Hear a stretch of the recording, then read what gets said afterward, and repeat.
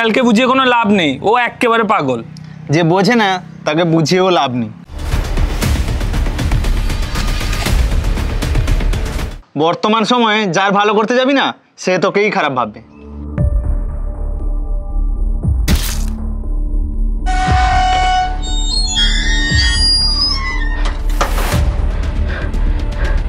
সর্বনাশ হয়ে গেছে।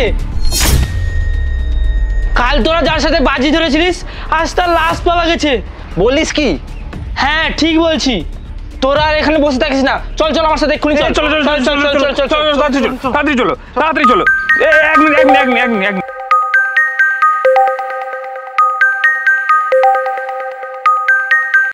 একটা কথা বলবো?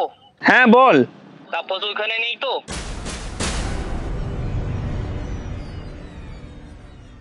কয়েকদিন আগে তাপস যেখানে মাছ ধরার জন্য জাল বেঁধেছিল সেখানে একটা বিষধর সাপ বেরিয়েছে। কি হলো?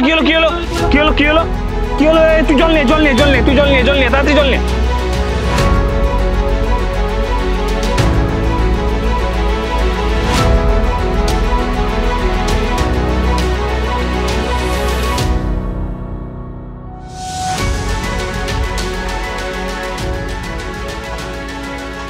হাই রে, এর বাড়িতে এখন আমি কি বলবো?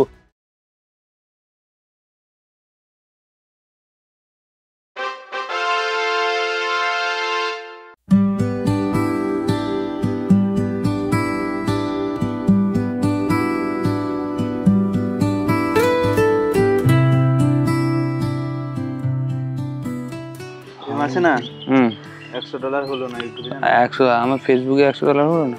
হলো না? কত? কম, এই $92 খানি। বলছি একটু মোবাইলটা ধর না, একটা ভিডিও বানাই। না সেরকম না, ভিউ নেই তো। ভিউ এলে আসবে। এদিকে সামনে। নমস্কার, আমি আপনাদের মৃণাল। আজ আমি কথা বলবো ওয়েদার নিয়ে। বর্তমান ওয়েদারের যা পরিস্থিতি কি আর বলবো, কখনো রোদ আবার কখনো বৃষ্টি। গরমকালে গরম নেই, শীতকালে শীত নেই, আবার গরমকালে অত্যধিক গরম, শীতকালে আবার অত্যধিক শীত। আবার এই সময় শীতের তো নামগন্ধ নেই, ফ্যান চালিয়ে ঘুমাতে হচ্ছে। এরকম ভিডিও বানালে আর কে দেখবে?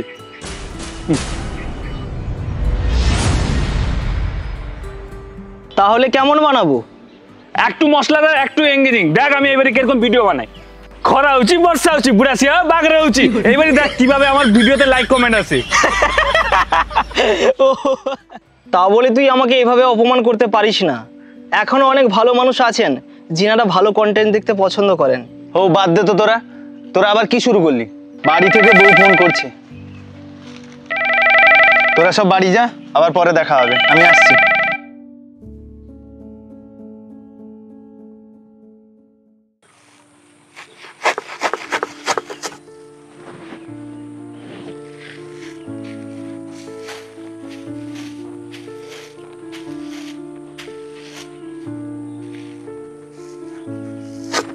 কি গো, এসে পড়েছ? হ্যাঁ। কি গো, এসে নিজের কাজে লেগে গেলে? মানুষটা যে কেন তোমায় ডাকলো ভাবার প্রয়োজন নেই? কেন, কি হয়েছে বলো? দুপুরে রান্নার জন্য কিছু নেই। পুকুরে জাল ফেলে মাছ ধরে নিয়ে এসো, দুপুরে রান্না বসাবো। ঠিক আছে, তুমি আমার মাছ ধরা কাপড়টা আর জালটা নিয়ে এসো, আমি মাছ ধরে নিয়ে আসছি। ঠিক আছে?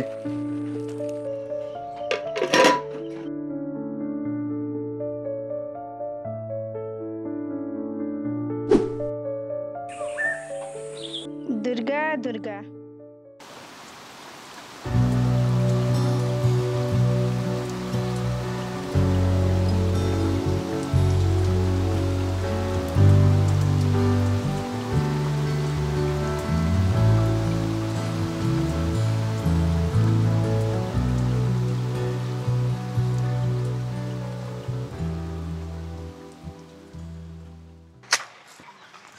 এতবার জাল ফেললাম, মাছ তো পড়লো না। এখন কি করি, আমার মাথায় তো কিছুই আসছে না।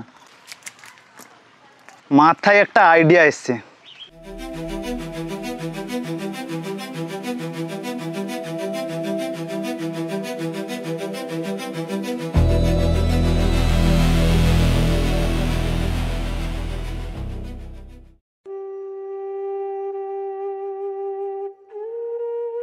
কি গো শুনছো? দেখে দেখে কি মাছ পেলে? না না, মাছ পাইনি আমি। তবে তবে কি বলো বলো। অনেক জাল ফেললাম কিন্তু একটাও মাছ উঠলো না। তারপরে ভাবলাম পুকুরের পাশে যে গর্তগুলো আছে ওতে মাছ আছে কিনা।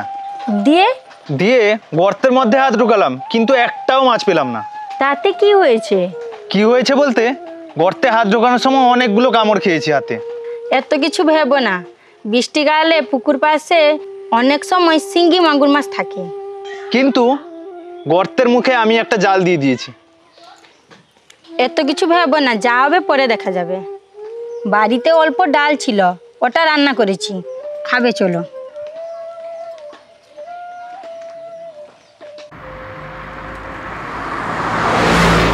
তুই কি আজ পর্যন্ত ভূত দেখেছিস? না দেখিনি, তা বলে এই নয় যে ভূত নেই। স্বামী বিবেকানন্দ কি বলেছিলেন? কি বলেছিলেন? নিজের চোখে না দেখলে কখনো বিশ্বাস করতে নেই, সেটা মনে নেই। না নেই, এইসব তুই কেন মনে রাখবি? আমার মনে রাখার দরকারও নেই। তুই দুবাই দেখেছিস? না দেখিনি। মানে এর মানে দুবাইও নেই।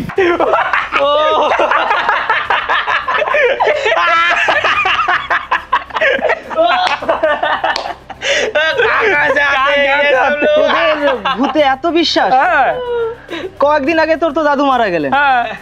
তোর দাদুকে বল না হ্যাঁ। অলৌকিক কিছু ঘটাতে। বল না। অলৌকিক হয়েছে। কি ঘটেছে বল দেখে একটু। আরে বল, তুমি বল। জানো না, আমার বল। দাদু যখন মারা গেল তখন রাস্তা দিয়ে যাচ্ছিল তার অস্থি নিয়ে আমার দাদারও আচ্ছা। কি হয়েছে, অ্যাক্সিডেন্ট হয়ে গেল। অ্যাক্সিডেন্ট হয়ে গেল? হ্যাঁ, অ্যাক্সিডেন্ট আর শুধু আমার দাদু না, শুধু আমার দাদু অস্থি নিয়ে না, যারা যারা অস্থি নিয়ে গেছে, আমার ঘরের পাশে একজন দাদা নিয়ে গেছিল। সে তো মানে একজন তো মারা গেল, আবার আমার জেঠু শালা, ওনার যে মানে জেঠু যে শ্বশুর, ওনার অস্থি নিয়ে যাচ্ছিলেন, পুরো ডাইরেক্ট মারা গেলেন। আরে যে এটা তোর দাদুর কারণে ঘটেছে আমি কি করে মানবো? দাদুর কারণেই ঘটেছে এগুলো। আরে, এই যে যা অস্থি বাবা। নিয়ে গেলে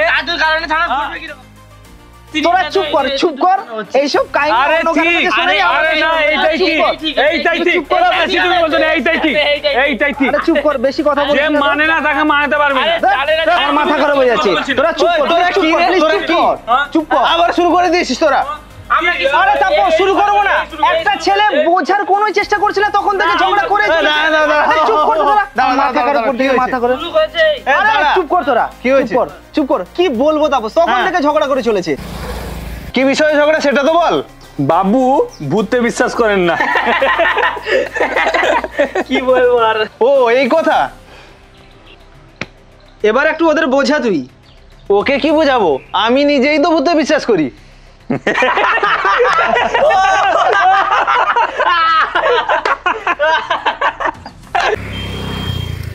তুইও তাহলে এদের দলে? তাহলে আমার আর কিছু বলার নেই, তোরা তোদের বিশ্বাস নিয়ে থাক, আমি চললাম। ভূত নেই। ওই ওই দাঁড়া দাঁড়া দাঁড়া। কেন এতক্ষণ ঝগড়া করে স্বাদ মেটেনি? আর ঝগড়া নয়, আজকে ইতি হবে। হ্যাঁ ঠিক বলেছিস, একদম একদম। বল। তোর নিজের প্রতি এত বিশ্বাস, তাহলে তুই পদ্মদিঘির পাড়ে ভূতুরে বাড়িতে একবার রাত কাটিয়ে দেখা। এই বাহানায় একটা রাত কাটানোর একটা কন্টেন্ট হয়ে যাবে তোর। মনে রাখিস, ভিডিও করতে ভুলিস না।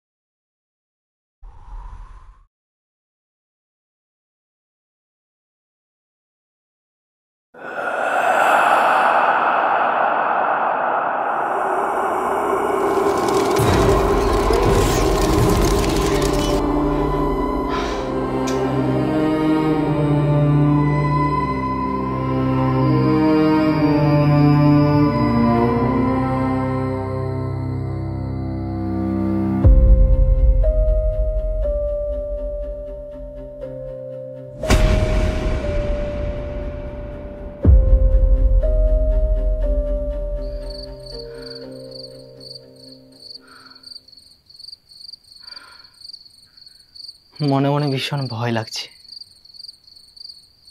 আজকে রাতটা যে কেমন কাটবে সেটাই বুঝে উঠতে পারছি না।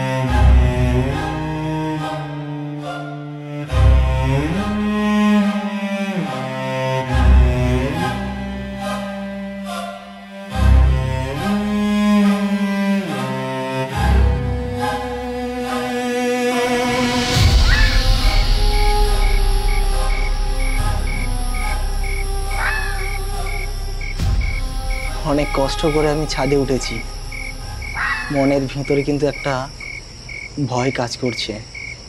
ছাদের এক কোণায় একটা জায়গা পেয়েছি, কোনো মতে আমাকে এই জায়গাটায় রাত কাটাতে হবে।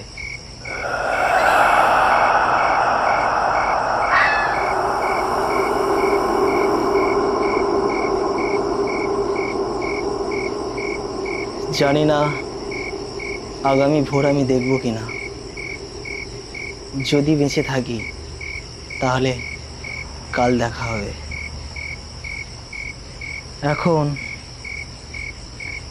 রাত্রি প্রায় 11:30 মতো বাজে, আর হচ্ছে না, অনেকটা পরিশ্রম হয়েছে। এবার আমার একটু ঘুমাতে হবে। সবাইকে শুভরাত্রি জানিয়ে আমি আজকের ব্লগটা এখানে শেষ করছি। দেখা হচ্ছে আগামীকাল ভোরবেলা।